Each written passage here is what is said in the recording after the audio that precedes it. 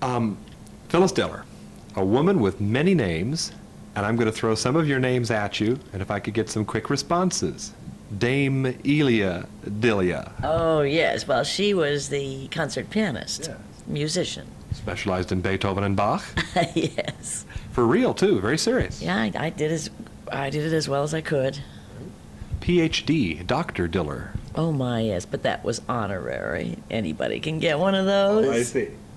How about author Phyllis Diller, including the new book on and video on facelifts? True. My last book was The Joys of Aging and How to Avoid Them. Lastly, Phyllis Driver. Who's that? Haha, my maiden name.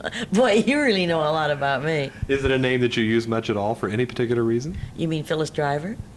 No, because I was married so many years ago and I became accustomed to Phyllis Diller, which was my first husband's name. Tell us about your hairstyle. Quite striking. Well, it's done by General Electric. It's the latest. You realize that I'm the one who 25 years ago started that spiky style that now everyone is wearing. It's They do copy you, don't they? Oh, and now it's very chic. You are using your humor to benefit the Ronald McDonald House, Celebration of the Children 5. Humor in the midst of something like cancer. How can it be a weapon against illness and disease? I was just in a doctor's meeting in where I live in Los Angeles, and a hospital had instituted a new approach to older cancer patients, and it was twice a week a gathering of all the patients in the joke room, and they had to come each one armed with a joke, and they all told their jokes and howled with laughter, and it helps. It really helps a lot. And if you've read Norman Cousin's book, The Anatomy of an Illness, you know that he proved that a merry heart doeth good like a medicine. I would have thought Phyllis Diller would have invented the joke room if they hadn't beat you to it. Well, I'm all for it, and I truly believe that while a person is laughing, and this is physical, everything is in a state of healing. So if a person can laugh and feel happy, I believe that they would get well, because it has been proven that some cases of cancer are psychosomatic. And of course, if they're brain-induced or emotion-induced, they can be emotion-cured. You know, if that's true, we may have to call you Dr. Diller in a medical sense, too, huh? Well, I wouldn't mind that. I feel that I'm a nurse, the work I do. Is there maybe a personal drive that has also brought you here to the Ronald McDonald House? Well, it's certainly a wonderful cause. And also then they have the Children's Place also. It's the two charities that they're raising money for.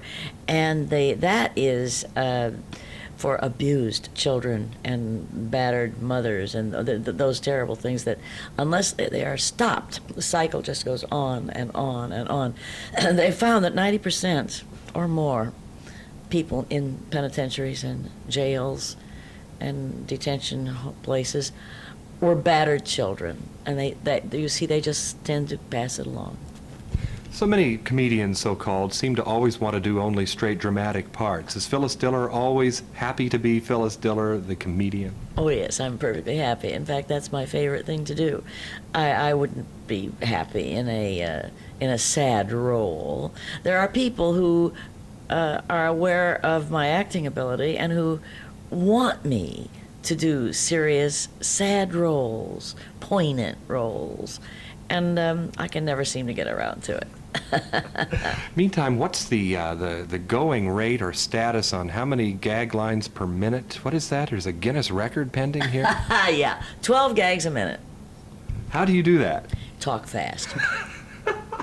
And all the gags are surefire? Well, yes, they are, but they're not all 10s.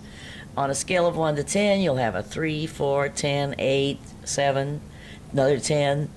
You know, they have to be put together in just the right way.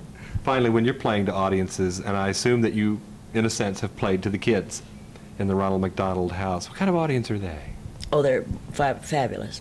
Excuse me. I have a coughing spell coming. That's okay. And I'll just re-ask the question. Okay, I have to get a drink of water. All right. Have you just literally got it? Yes. Okay. They say children can be a tough audience. How about the kids in the Ronald McDonald House? Well, the thing is, you have to have material that's geared to children. I have a lot of children who come into the adult show, and they laugh and scratch just like the adults. Do they also hurl insults with the best of them, too? Oh, well, I don't allow that. That's called heckling. We don't have that. You're one of those that can stay one step ahead of that sort of thing. Nope, I'm not prepared. I can't handle it at all because I don't work in that way. See, some people work that way, like a Don Rickles or a Pudgy is a female comic. They are perfectly at home dealing with the audience. But see, I'm not. I'm a proscenium type.